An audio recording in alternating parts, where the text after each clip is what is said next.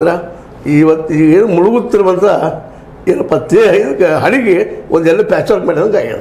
Okay ಸರಿ, ಇವಾಗ ಸಂಜಯ್ ಸಿಂಗ್ ರವರು ಹೊರಗಡೆ ಬಂದ್ರು, ಅದೇ ರೀತಿಯಲ್ಲಿ ಮತ್ತೆ ಬೇರೆಯವ್ರಿಗೂ ಬೇಲ್ ಸಿಗುವಂತ ಸಾಧ್ಯತೆ ಇದ್ದಾವ, ಇಲ್ಲಂತಲ್ಲ ಇದ್ದಾವ. ಆದ್ರೆ ಅದು ಸ್ವಲ್ಪ ಟೈಮ್ ತೊಗೊಳ್ಬೋದು.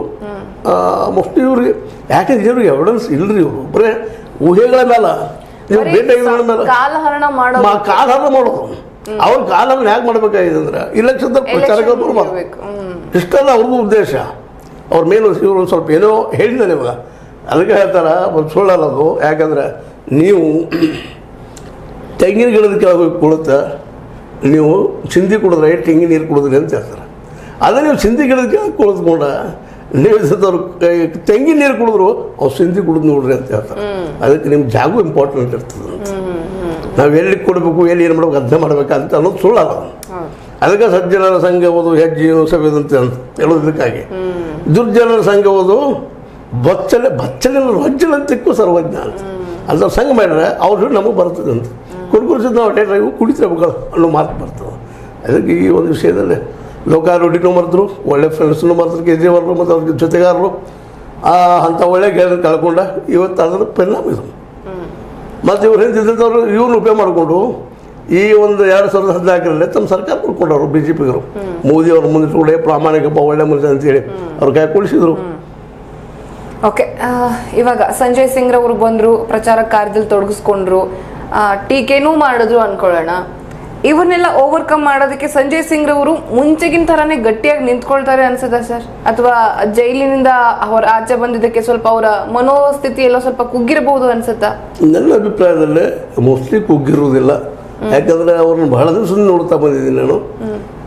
ಮೋಸ್ಟ್ ಪ್ರೊಬಬಲಿ ಅವ್ರು ಇವತ್ತೇ ಮತ್ತೆ ಹೊರಗೆ ಒಂದು ಸ್ಟೇಟ್ಮೆಂಟ್ ಕೊಟ್ಟು ಮತ್ತೆ ಇವತ್ತು ಹೇಳಿದ್ರು ಹೇಳೋದು ಸಾಧ್ಯ ಇಲ್ಲ ಅಂತ ವ್ಯಕ್ತಿತ್ವ ಅವ್ರಲ್ಲದ. ಅದನ್ನ ಹೇಳ್ತಿದ್ದೆ ಆರಂಭದಲ್ಲಿ ಮಗ ಲಂಕೇಶ್ ಹೇಳಿದ ಮಾತು ಅವ್ರು ಎರಡೂ ಗುಣಗಳು ಅವ್ರು ಹೇಳಿದಾವೆ. ಒಂದು ಪ್ರಾಮಾಣಿಕ ಅದೇನಪ್ಪ ಅಂತ ನಾವು ಕೂತ್ರೆ ಯಾವ ಕೆಲಸ ಆಗೋದಿಲ್ಲ, ಅದು ನಾವು ಎಕ್ಸಿಸ್ಟೆನ್ಸ್ ತರಲೇಬೇಕು, ಅದು ಕ್ರಿಯಾಶೀಲರಾಗಬೇಕು. ಅವೆರಡೂ ಅವ್ರು ಹೇಳಿದಾವೆ. ಮೋಸ್ಟ್ ಪ್ರೊಬಬಲಿ ಅವ್ರಿಗೆ ಕೂಡಲಿಕ್ಕಿಲ್ಲ, ಮತ್ತು ಈ ಕೂಡೋ ಸ್ಥಿತಿನೂ ಅಲ್ಲಿಲ್ಲ. ಕೂತ್ರೆ ಮತ್ತು ಈ ಒಂದು ಆಪ್ಗೆ ದೊಡ್ಡ ಹೊಡೆದು ಬೀಳೋದ್ರಲ್ಲಿ ಎರಡು ಮಾತಿಲ್ಲ. ಈ ಬಾರಿ ಎಷ್ಟು ಕ್ಷೇತ್ರಗಳಲ್ಲಿ ಅಥವಾ ದೆಹಲಿ ಎಷ್ಟರ ಮಟ್ಟಿಗೆ ಗೆಲುವನ್ನು ಸಾಧಿಸೋದಕ್ಕೆ ಸಾಧ್ಯ ಆಗುತ್ತೆ ಆಮ್ ಆದ್ಮಿ? ಜೊತೆಗೆ ಪಂಜಾಬ್ ಮೇಲೆ ಈ ಒಂದು ಪ್ರಕರಣ ಪಂಜಾಬ್ ರಾಜಕೀಯದ ಮೇಲೆ ಯಾವ ರೀತಿ ಪರಿಣಾಮ ಬೀರಬಹುದು ಅಂತ ನೋಡ್ರಿ. ಈಗಂತೂ ಅವರು ಎರಡು ಕ್ಷೇತ್ರಗಳಲ್ಲಿ ಆಮ್ ಆದ್ಮಿದಂತವ್ರು ಒಳ್ಳೆ ಕೆಲಸ ಮಾಡಿದ್ದಾರೆ. ಯಾವುದನ್ನು ನಿಲ್ಲಿಸಲು ಕೆಲಸವನ್ನು ಏನು ಮಾತಾಡಿದಾರೆ, ಆಡಿದಾರೆ, ಅದ್ರ ಮಾಡಿ ತೋರಿಸ್ತಾ ಇದ್ದಾರೆ. ಮೋಸ್ಟ್ ಪ್ರಾಬ್ಲಿ ಅಂಥ ಎಫೆಕ್ಟನ್ನು ಆಗಲಿಕ್ಕಿಲ್ಲ. ಭಾಳ ಅಂದರೆ ಒಂದು 2-3 ಏನೋ ಸ್ಥಾನ ಹೆಚ್ಚು ಕಡಿಮೆ ಆಗ್ಬೋದು, ಬೇಡ ಅದು ಪ್ಲಸ್ಸು ಆಗ್ಬೋದು.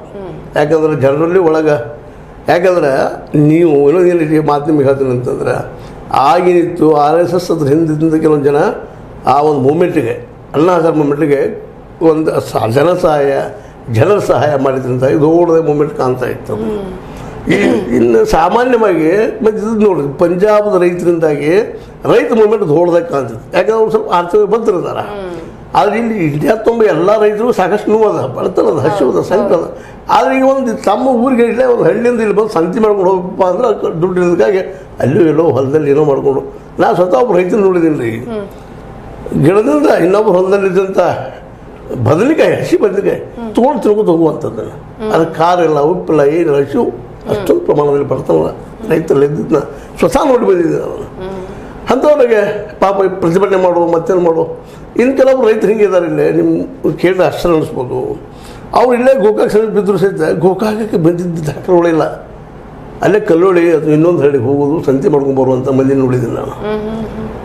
ಬೆಳಗಾವಿ ಮಂದಿ ಅವ್ರು ನೋಡಿಲ್ಲ ಅವ್ರ ಜೀವನದಲ್ಲಿ. ಅಂಥ ರೈತರು ಇದ್ದಾರೆ ಪಾಪ. ಅವ್ರು ಏನು ಈ ಮೂಮೆಂಟ, ನಮ್ಮ JP ಮೂಮೆಂಟ, ಆ ಆಂದೋಲನ, ಅವ್ರಿಗೆ ಏನೂ ಗೊತ್ತಿಲ್ಲ, ಯಾವ ಆಂದೋಲನ ಗೊತ್ತಿಲ್ಲ.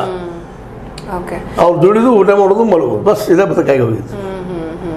ಓಕೆ, ಸರಿ ಸರ್. ಒಟ್ಟಾರೆಯಾಗಿ ಆಮ್ ಆದ್ಮಿ ಪಕ್ಷ ಒಂದ್ ವೇಳೆ ಮತ್ತೊಂದು ಇಬ್ರು ನಾಯಕರು ಆಚೆ ಬಂದ್ರು ಅಂತ ಅಂದ್ರೆ, ಅಥವಾ ಅರವಿಂದ್ ಕೇಜ್ರಿವಾಲ್ ರವರು ಕಸ್ಟಡಿಯಿಂದಾನೇ ಏನಾದ್ರೂ ಸಂದೇಶವನ್ನ ಹೊರಗಡೆ ಸಾರಿದ್ರೆ ಅದು ಜನರ ಮೇಲೆ ಪ್ರಭಾವ ಬೀರುತ್ತೆ ಅಥವಾ ಜನ ಮನಸ್ಸನ್ನ ಮುಟ್ಟುತ್ತೆ ಅಂತ ನಿಮ್ಗೆ ಅನ್ಸುತ್ತೆ? ಯಾಕಂದ್ರೆ ಪ್ರತಿ ಬಾರಿ ಕೂಡ ಅರವಿಂದ್ ಕೇಜ್ರಿವಾಲ್ ರವರು ನಿರಾಕರಿಸ್ತಾನೆ ಬಂದಿದ್ದಾರೆ, ನಾನೇನು ಮಾಡಿಲ್ಲ, ಸುಮ್ಮನೆ ಸ್ವತಃ ಈ ಎಲೆಕ್ಷನ್ ಇಂದ ದೂರ ಇಡಬೇಕು ಅಂತ ಈ ರೀತಿ ಮಾಡ್ತಾ ಇದ್ದಾರೆ.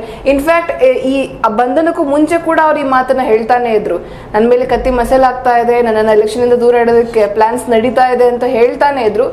ಅವ್ರ ಹೇಳಿಕೆಗಳ ತಕ್ಕ ಹಾಗೆ ಅರೆಸ್ಟ್ ಕೂಡ ಆದ್ರು. ಸೊ ಇವಾಗ ಅವರ ಮಾತುಗಳು ಎಲ್ಲೋ ಒಂದ್ ಕಡೆ ನಿಜ